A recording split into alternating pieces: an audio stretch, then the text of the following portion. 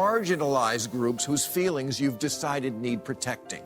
Because trust me, somewhere right now, there are 3 clueless white girls in Texas who are planning to go as a mariachi band. And when they do, liberal Twitter will lose and the rest of America will go, oh, for sake, when did liberals become the fun police? Does anybody remember when conservatives were the ones with the sticks up their? We went from yes we can to oh no you didn't. Halloween is almost here, a time for bold imaginations, creative costumes, and carefree fun. But as usual, the joy police are out in force. The woke left has rolled out its annual list of off-limits costumes, claiming offense at every turn. What used to be a night of playful fantasy has turned into a minefield of moral outrage. Bill Maher isn't standing for it. He's calling out the hysteria, accusing the outrage crowd of choking creativity and turning Halloween into a moral lecture. And his critique? It's as sharp as a carving knife. Buckle up, this one's going to sting. To another culture is racist or cultural appropriation. Really? Imagine there's no countries. It isn't hard to do. Halloween was always fun because it wasn't PC. Not being PC is almost the whole point of the holiday.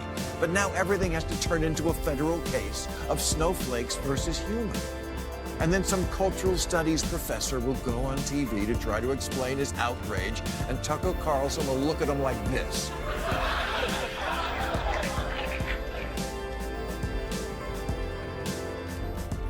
Maher's absolutely right. Not every Halloween costume or choice amounts to cultural appropriation. Sometimes, it's genuine admiration, a way for people to celebrate the beauty, artistry, and creativity of other cultures. Humanity has always learned, grown, and evolved through cultural exchange. Wearing a kimono, sari, or mariachi suit doesn't automatically mean mockery.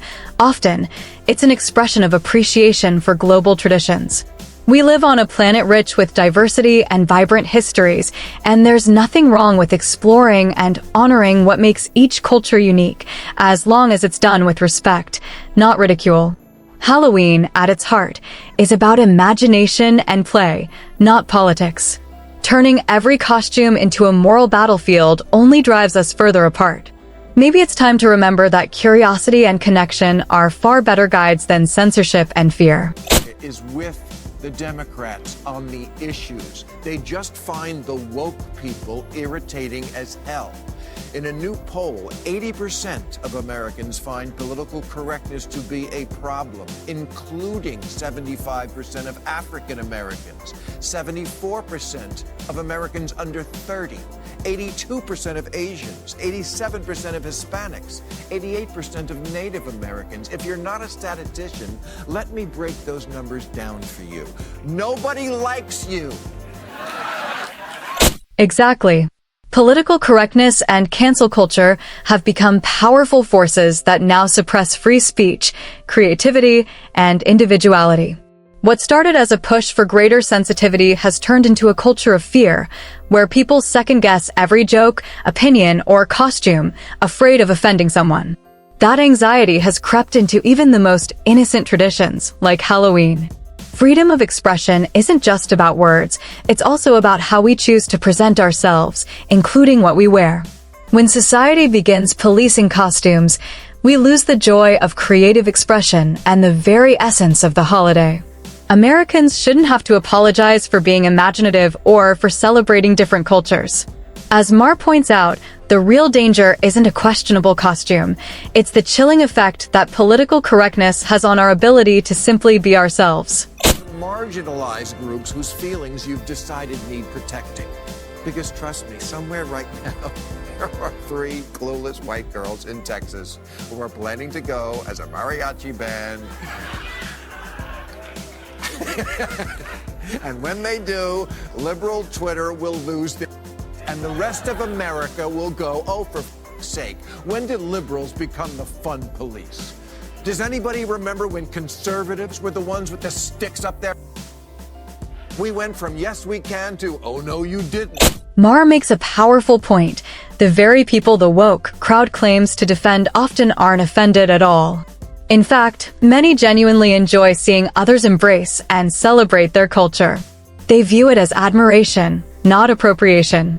Whether it's someone wearing a kimono, a sombrero, or an African print, most people from those cultures appreciate the curiosity and respect that come with cultural exchange. They know the difference between mockery and appreciation, something the Outrage Brigade seems to have forgotten. Halloween is supposed to be a celebration of creativity, diversity, and the shared joy of self-expression. Yet it's ironic that the self-appointed guardians of cultural sensitivity are the ones fueling division, while those they claim to protect are simply enjoying the spirit of the holiday. Maher's point hits home. Sometimes, the only real offense exists in the minds of the perpetually offended. For your fragile sensibilities and you're worried about seeing someone wearing something that's on the forbidden costume list,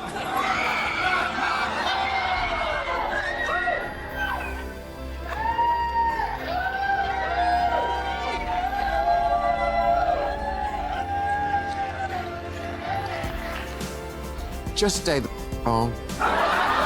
Exactly.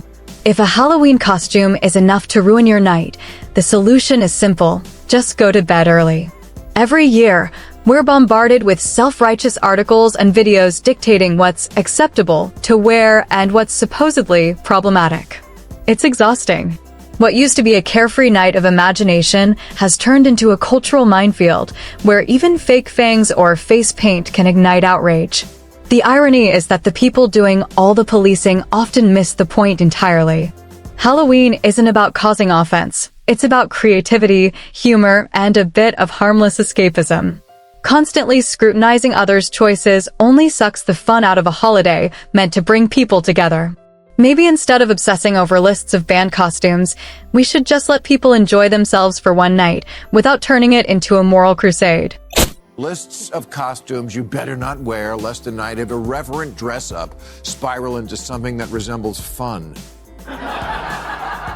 Here's an idea, clickbait websites. I won't tell you how to harvest and sell my personal data, and you don't tell me what I can wear on Halloween. Because Halloween is supposed to be outrageous. It's a festival of the sacrilegious and a celebration of the grotesque. From zombies to ghouls to bobbing for apples and other people's saliva. Halloween is that one night of the year when people can let loose and embrace their wildest, weirdest sides, to be grotesque, hilarious, or completely absurd, all in the name of fun. It's a harmless escape from the everyday routine, a night when imagination takes center stage and judgment steps aside. For a few hours, adults get to become monsters, ghosts, or pop culture icons, celebrating the strange and the surreal. And yet, somehow, even this lighthearted tradition has been labeled problematic by some. There are always those who manage to find offense in costumes never meant to hurt or mock anyone. But Halloween was never about disrespect. It's about play, satire, and creative expression. It's a shared moment where we can laugh at ourselves and the absurdities of life. Turning that into a political argument completely misses the spirit of what makes Halloween so magical. Every year there's a new list of offensive things we shouldn't do on the day that's all about being offensive. You know what I want to cancel? November 1st, All Scolds Day. When the good people announce which costumes the bad people wore. Buzz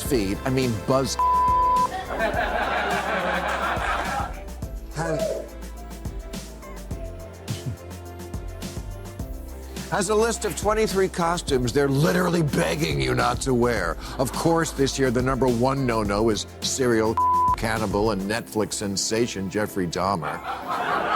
The argument against wearing a Dahmer costume is that it supposedly glorifies him, that by dressing like him, you're somehow turning him into a hero. But that's not how most people see it, and it's certainly not the intent. Halloween has always embraced the macabre and the grotesque, celebrating the dark, the eerie, and the unsettling in a tongue-in-cheek way. Dressing as Dahmer isn't an endorsement of his crimes. It's a reflection of how deeply his story shocked and captivated the public. It's no different from someone dressing as a vampire, a zombie, or a movie villain, all characters rooted in horror. The costume is about exploring the unsettling corners of human imagination, not glorifying evil. Somewhere along the line, society seems to have forgotten that Halloween is about satire and disguise, not moral posturing, but pure make-believe. eBay has already banned selling it because otherwise it would be impossible to find a blonde wig and aviator glasses. Simone Biles tweeted, "Put the Jeffrey Dahmer costumes back in the closet. We ain't having it." Who's we? What's with the we? Who made you the great punk? Banning costumes like Dahmer's is almost comical when you think about it. You can't really stop people from being creative. Anyone with a bit of imagination can walk into a thrift store, grab some glasses, a button-down shirt, and a wig, and instantly recreate the look. There's no Dahmer costume police, and trying to ban something so easy to replicate only makes the outrage feel pointless. What's next? Banning lab coats or aviator glasses because someone unsavory once wore them. The whole uproar feels more like a performance than a principle. People forget that Halloween has always thrived on parody, shock value, and even a touch of bad taste. That's part of its appeal. Trying to sanitize it completely defeats the purpose. Instead of banning costumes, maybe we should just remember what Halloween is meant to be: a night of dark humor, wild imagination, and, yes, a little chaos. On social media telling us what we can't do on Halloween, and by the way, please put drugs in my candy.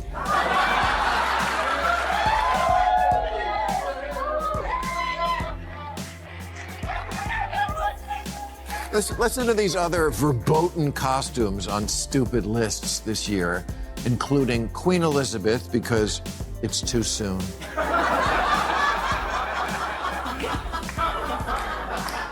Yes, 96, practically an ingenue.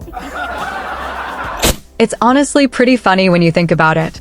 Halloween, at its core, is meant to honor and remember the dead, a night to acknowledge those who've passed, whether long ago or more recently. So when people claim that dressing up as Queen Elizabeth is somehow offensive, it just doesn't add up. By that logic, we'd have to erase half of history from costume racks. The whole spirit of Halloween is about paying homage to the departed, sometimes through humor, sometimes through fear, sometimes through admiration. A Queen Elizabeth costume isn't an insult. It's a tribute to her legacy, her image, and her influence. People dress as Elvis, Cleopatra, even presidents, not out of disrespect, but because these figures left a lasting mark on culture. In a way, being remembered on Halloween means you've become iconic enough to live on through imagination and costume. Of course, don't even think about characters outside of your race, and no genies, because genies were slaves, okay. No schoolgirls, no Playboy bunnies, no celebrities accused of including Elvis. You can't dress up as Elvis?